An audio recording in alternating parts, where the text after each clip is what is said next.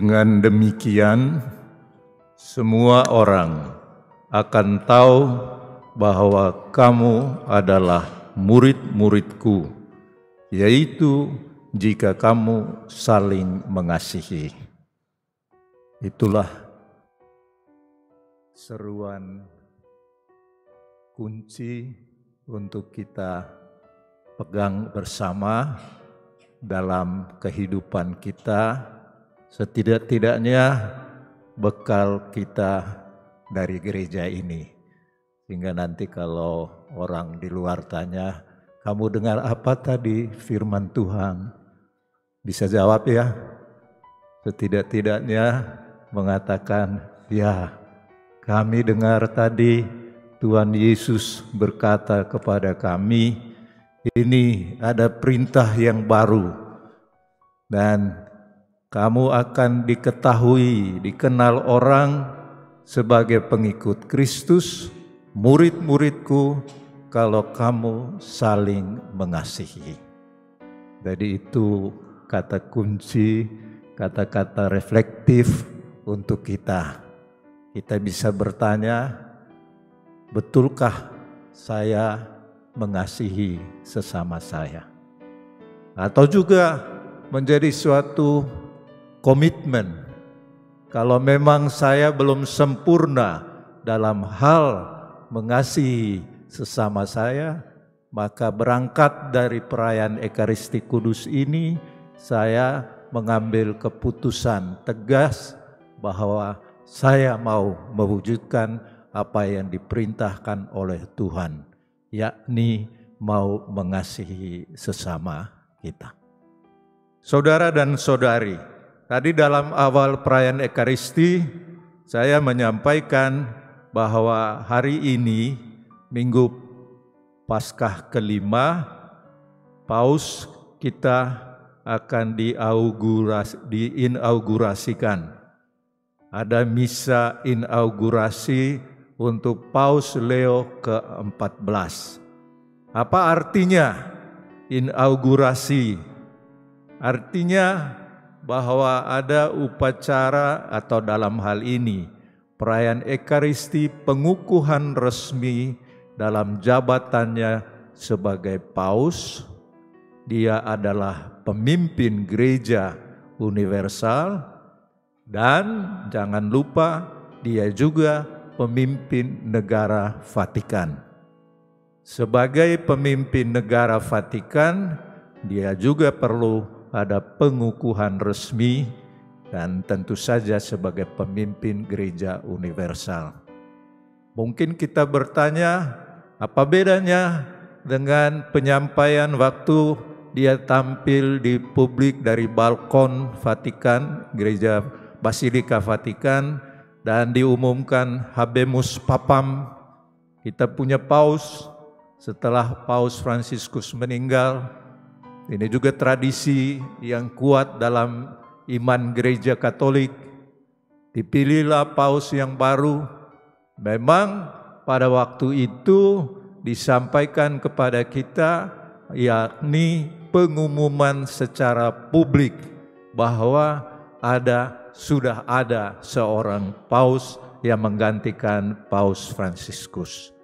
Itulah yang terjadi pada saat dia tampil di depan umum dan diperkenalkan kepada kita bahwa dia nama Paus baru itu Leo ke-14.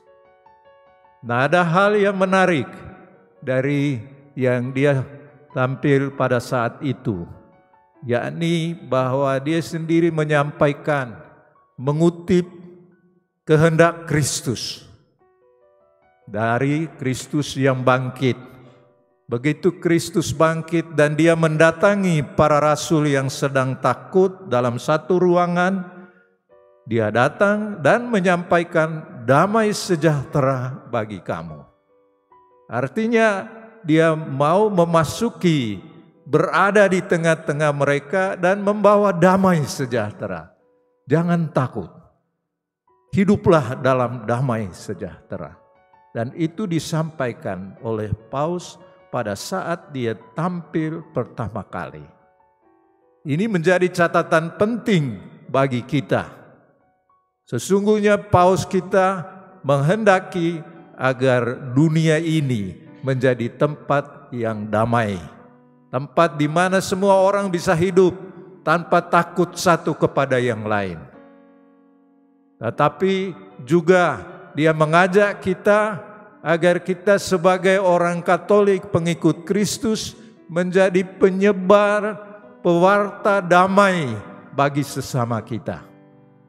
Nah, disitulah kiranya ada hubungan erat antara apa yang disampaikan oleh Kristus pada bacaan Injil hari ini. Suasana damai, suasana kesejahteraan itu hanya terjadi tatkala kita memiliki spirit, roh mengasihi satu sama lain. Kalau dalam hati kita ada spirit kebencian, tidak akan ada perdamaian di sana. Anda semua membuktikan itu. Amin. Pasti kita mengalami. Kalau dalam hati kita ada dendam, ada kebencian, tidak ada mengasihi sesama, yang terjadi bukanlah hidup dalam kedamaian. Yang terjadi ialah pertentangan. Yang terjadi ialah usaha untuk menghancurkan hidup orang itu. Dan itu real dalam hidup kita. Lihatlah diri kita masing-masing. Apakah saya orang yang menjadi pendendam? Orang yang membenci orang lain? Hanya karena mungkin tidak sesuai dengan kehendak kita yang dia lakukan. Yesus hari ini mengingatkan kita, mari saudara-saudari. Kalau orang mau mengenal kita sebagai pengikut Kristus, hendaklah kalian tunjukkan bahwa kalian hidup saling mengasihi satu sama lain.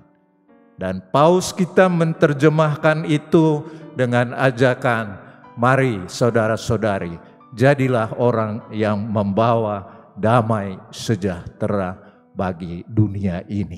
Ini panggilan kita. Dan itu memang kehendak Kristus.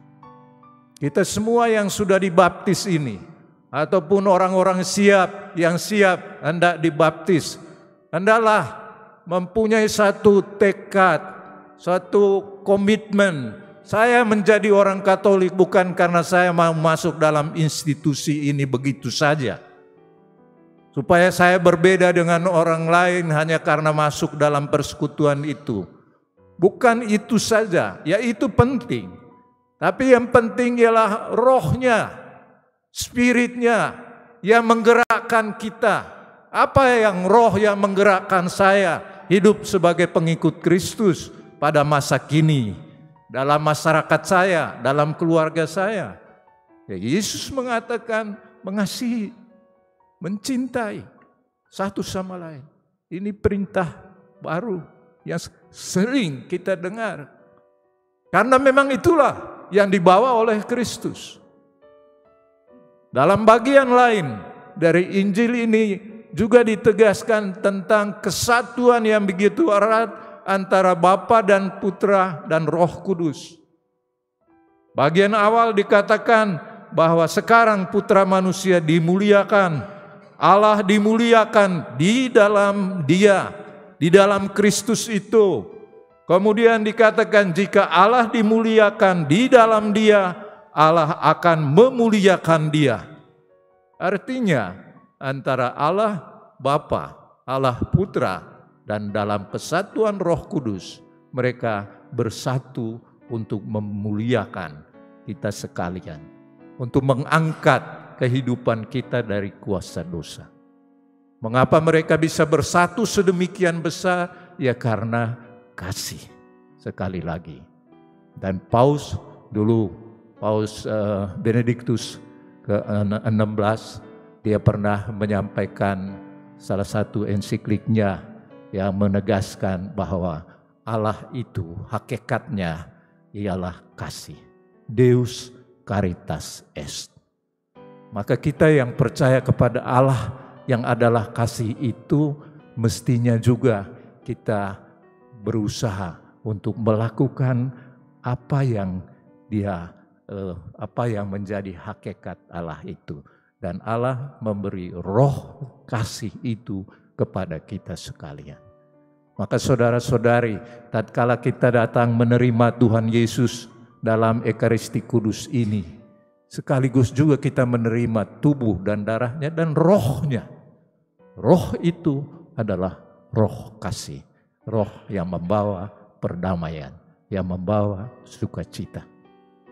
Saudara dan saudari, dalam bacaan pertama kita mendengarkan tokoh Paulus dan Barnabas. Beberapa kali diungkapkan di situ bahwa Paulus dan Barnabas melakukan misi perutusannya dengan mengunjungi, di sini dikatakan kedua kalinya dia mengunjungi umat di kota Listra, Ikonium, Antioquia. Nah, mereka ini adalah orang yang percaya kepada Kristus. Apapun tantangan, apapun kesulitannya, mereka sudah dikejar-kejar juga di Yerusalem. Banyak orang-orang pengikut Kristus itu menyebar kemana-mana. Tetapi sambil menyebar kemana-mana, mereka mewartakan Kristus itu. Di setiap tempat itu mereka menguatkan hati umat dan menasihati mereka untuk bertekun dalam iman. Bagian berikut ini amat menarik untuk saya dan mungkin untuk permenungan kita sekalian ya. Dikatakan mereka pun mengatakan bahwa untuk masuk ke dalam kerajaan Allah kita harus mengalami banyak sengsara. Apakah kita mencari kesengsaraan menjadi orang Katolik? Tentu tidak.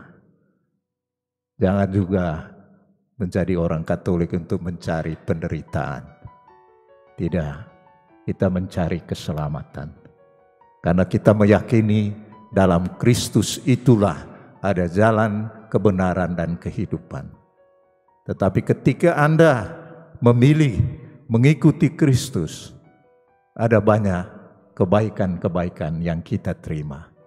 Tapi ada banyak juga tantangan-tantangan yang dimaksudkan oleh Santo Paulus dalam hal ini ialah kesengsaraan yang harus ditangani, yang harus dihadapi justru karena Anda mengikuti Kristus. Justru karena Anda memilih mengikuti, menjalankan hidup ini dalam arahan, dalam tuntunan Tuhan sendiri. Menarik pula dalam karya misi yang dilakukan oleh Rasul Paulus. Paulus itu pintar. Dia akui bahwa dia tidak bisa menjalankan karya perutusan Tuhan itu sendirian. Secara positif bisa kita mengatakan Paulus itu juga menghargai bahwa ternyata banyak orang yang hebat juga yang percaya kepada Kristus. Maka apa yang mereka lakukan dalam perjalanan misi itu? Mereka kemudian menetapkan rasul-rasul di tiap-tiap jemaat. Rasul-rasul itu menetapkan penatua-penatua bagi jemaat setempat. Artinya mereka memilih siapa yang akan menjadi pemimpin-pemimpin di lingkungan-lingkungan tempat orang-orang bersekutu sebagai pengikut Kristus. Tetapi mereka mengatakan bahwa orang-orang itu diangkat setelah berdoa dan berpuasa. Mereka menyerahkan para penatua itu kepada Tuhan yang adalah sumber kepercayaan mereka. Kemudian Paulus dan Barnabas menjelajah lagi ke tempat yang lain dan mereka memberitakan iman kepada Kristus itu. Nah, saudara dan saudari, yang diwartakan oleh Paulus dan Barnabas sekali lagi adalah apa yang dikehendaki oleh Tuhan, yakni warta kasih yang ditegaskan dalam Injil, mengasihi sesama, mengasihi Tuhan. Dan kalau kita punya semangat untuk mengasihi, maka kita juga akan mempercayakan tugas yang satu dan yang lain kepada sesama kita, bahwa dia bisa juga mewartakan kasih itu, bukan hanya oleh seorang, tetapi juga oleh orang-orang lain. Nah, saudara-saudari, gereja kita melanjutkan apa yang telah dimulai oleh para rasul ini. Maka diajak kepada Anda sekalian supaya mari kita ikut serta berpartisipasi dalam mengembangkan ajaran Kristus ini, dalam menyampaikan warta kasih Tuhan ini. Setiap orang dipercayakan oleh Tuhan untuk menjadi pewarta kasih Tuhan. Maka kalau Anda dipercayakan untuk bertugas, entah itu dalam lingkungan-lingkungan, dalam wilayah atau paroki, siaplah untuk ikut serta, berpartisipasi. Dan jangan berpikir bahwa Anda bekerja sendirian. Tidak, masih ada teman-teman lain. Dan tentu saja Tuhan tidak pernah meninggalkan kita. Maka saudara-saudari, mari kita melanjutkan perayaan Ekaristi ini, dan mari kita menjadi penyebar-penyebar kasih Tuhan kepada sesama kita. Biarlah damai sejahtera menyertai hidup kita masing-masing dan hidup bersama kita di lingkungan, di paroki maupun di negara Indonesia yang kita cintai bersama. Tuhan memberkati.